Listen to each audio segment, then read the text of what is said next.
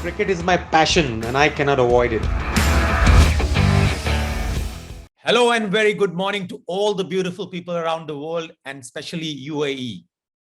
We witnessed one of the finest match in the semi-finals, rather the first semi-finals between England and New Zealand. And what Shane Watson said, that New Zealand will beat England, and that's what happened.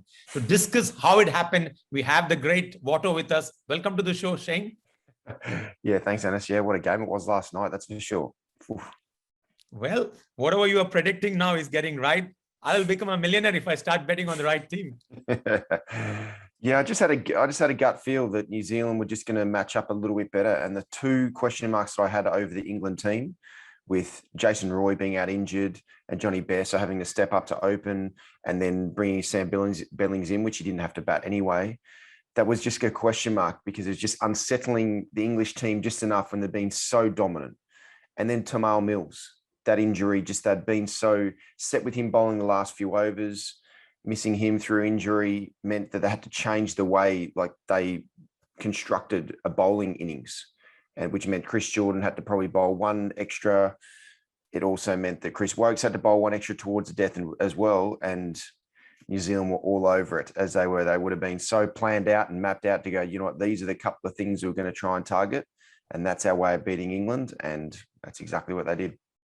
And fantastic it was, New Zealand, as we always say that they go about doing their job quietly and nobody noticed.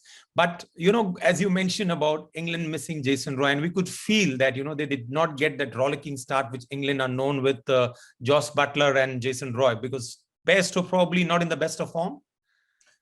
Yeah, the wicket definitely looked like it was a bit too paced. It didn't look like it was a really true, flat Abu Dhabi wicket. So, and that was like the information that was coming back from the batsmen who were batting as well, is that it was just they weren't able to really stand there and have confidence hit through the line. And that then combined with Johnny Bairstow, it's his first time opening again. So it normally takes just a little bit of time to adjust to the brand new ball, to obviously facing the best bowlers in the world. And unfortunately, just that combination meant that Joss Butler and Johnny Bairstow could not get off to a flying start. You would see they were just a little bit reserved and a bit timid, but obviously the wicket's not. If the wicket's not exactly how you want it, then it's hard. It's really difficult to have that total freedom. And those two combinations just meant that England couldn't get off to a flying start and take the bowlers on, the New Zealand bowlers on, how they had throughout the whole tournament, just no matter what, they were going at the bowling. So it was a very different sort of start to England, and they just couldn't get enough momentum going to be able to get a total that they really wanted. Fair point. But you feel Liam Livingstone coming as low as in the 16th or 17th over a bit too late for a guy who can hit big? I would have liked to have seen Moeen Ali come in at 3, because the way Moeen Ali goes, he goes hard no matter what. He's really either going to get runs or he's going to get out. So, and obviously the way the wicket was, people were finding it a bit challenging, but I would have loved to see Moeen Ali come in at number 3, knowing that Bairstow and Joss Butler hadn't really got off to a flyer.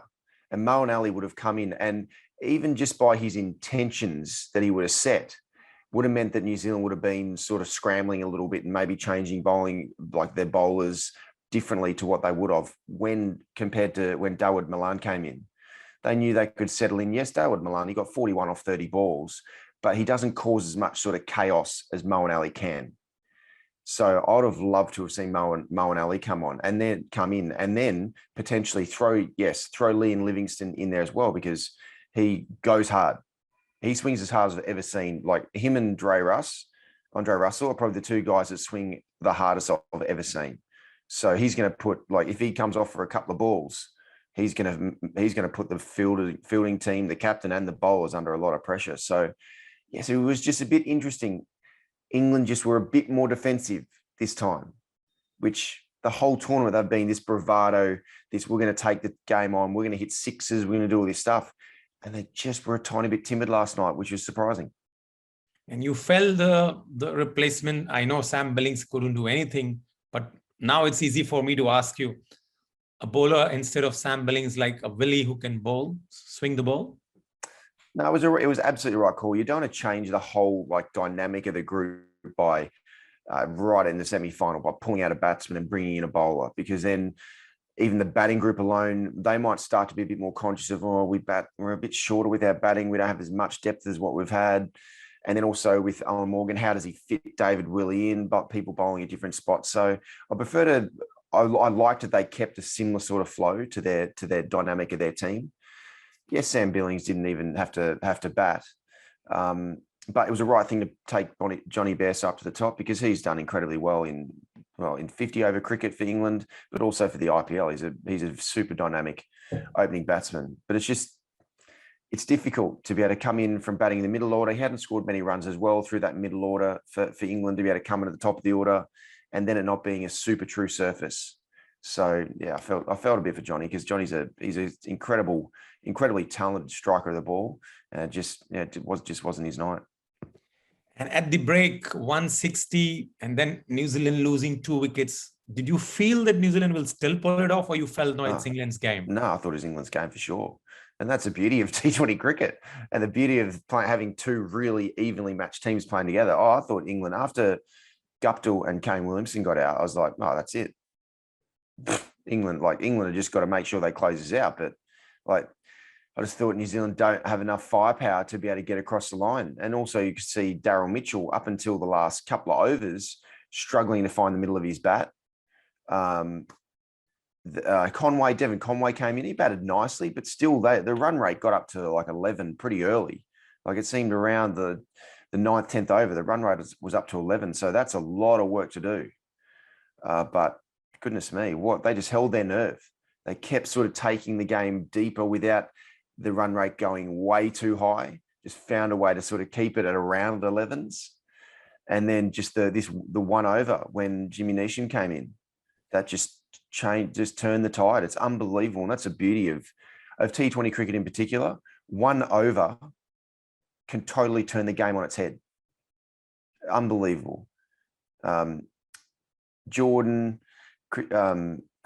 to be able to I thought the plan was off.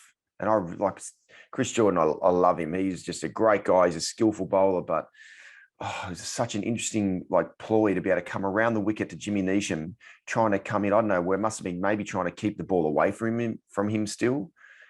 But Jimmy Neesham, that's the way he swings. He swings straight to the leg side. So that angle was just swinging into his arc. It played into him. Oh, and Jimmy Neesham, he was the first one to come in and find the middle of the bat from ball 1.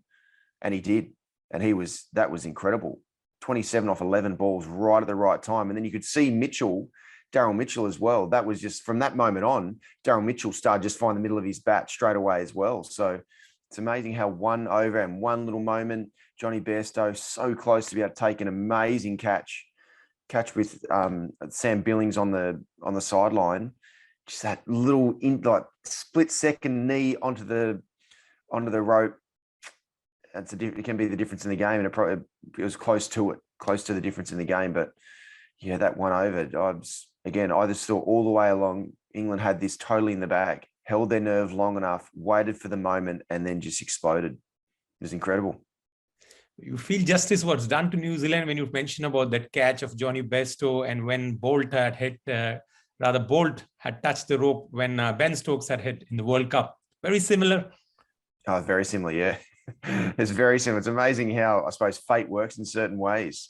With Trent Bolt during the 2019 World Cup final, Johnny Bairstow's catch was a lot harder. Of course. It was an incredible effort to get it, and then try and it was so close to, whereas Bolt just got it wrong and just had his momentum going too far back. But I suppose it's the beauty of cricket. New Zealand have really they've got those deep scars from that World Cup final, and geez, they exercised them last night. Fair point. Again, that catch, you never know, because that was the over which turned the game in New Zealand's favor. 23 in 1 over. Then Rashid went for quite a lot. And then Vokes, unfortunately, doesn't seem to be a death bowler. I sometimes feel, when the ball is moving around, why wouldn't you go for the kill when you've got 2 wickets? I mean, now I'm asking as a layman, why not Vokes finish his 4 overs? They wouldn't. They needed Wokes to have 1 over just to be able to sort of break up the last 5 overs. You don't want the bowlers don't normally want to be bowling 2 overs each back to back, because that's really difficult. you want to sort of break them up, even if it's just one over to break up the rhythm of the batters, and also just to give the bowlers so they don't feel like they're getting lined up bowling back-to-back overs. So I can definitely see why Owen Morgan did only bowl Woakes 3 overs, and 3 overs in the power play. That doesn't happen that often. So even Woakes bowling a 3rd over in the power play was taking the game on and trying to sort of continue to push hard at the New Zealand batting lineup. So it does, for me, it does make sense to Owen Morgan just to be able to hold 1 over back. But Woakes, yeah, he hasn't nailed the death bowling for a period of time. And gosh, Daryl Mitchell, some of those shots, you could see what Woakes is doing, bowling into the middle of the wicket, hoping there's going to be a bit of inconsistent pace and bounce. But Daryl Mitchell just lined him up and found the middle of his bat on a few occasions. Wow, what a time to do it. And why was Moeen Ali not bowled when you saw? I know Livingston bowled a brilliant spell, but Moeen Ali couldn't have bowled to the left-hander? Oh, I was asking the same question. Honestly, it drives me nuts. And Liam Livingstone did a great job. So he 2 for 22 off 4 overs. He did a brilliant job. But the whole concept of it is you want your best bowler and most skilled bowler bowling. And they can find a way out of getting out of trouble if a batsman starts lining them up. So I was blown away. And same with Glenn Phillips bowling an over instead of Mitchell Santner. Like that for me, I don't know whether it's the analytics and it's the analysts who are putting this information into the captains to be able to make the decision to go, well, we need the ball spinning away instead of spinning in. I'm like, come on, you need your best bowlers bowling, your most highly skilled bowlers bowling, and they can get themselves out of trouble. And for me, like if I was Mitch Santner, I would have been absolutely ropeable. I would have been spewing. You're playing a T20 World Cup semi-final. I'm a really skilled bowler, and I don't get a second over because Glenn Phillips does, who's a keeper who bowls a little bit. And then the same with Moeen Ali. Yes, Livingston did a great job. He's got skill to be able to bowl in both ways, but Moeen Ali, he's a world-class off-spin bowler. So yeah, anyway, I could go on for ages. That did annoy me for sure. And I was blown away, but it worked out for England, worked out for Livingston because he did a great job. Okay. So finally, we have one team already into the finals. That is Team New Zealand. As I've always said, they are one team who are not the glamour boys, but they make it to the knockouts or to the final of every tournament. Thank you very much, Watto. We've had a great semi-final. We'll discuss about the next semi-final when we catch up with you tomorrow. Awesome. I look forward to it.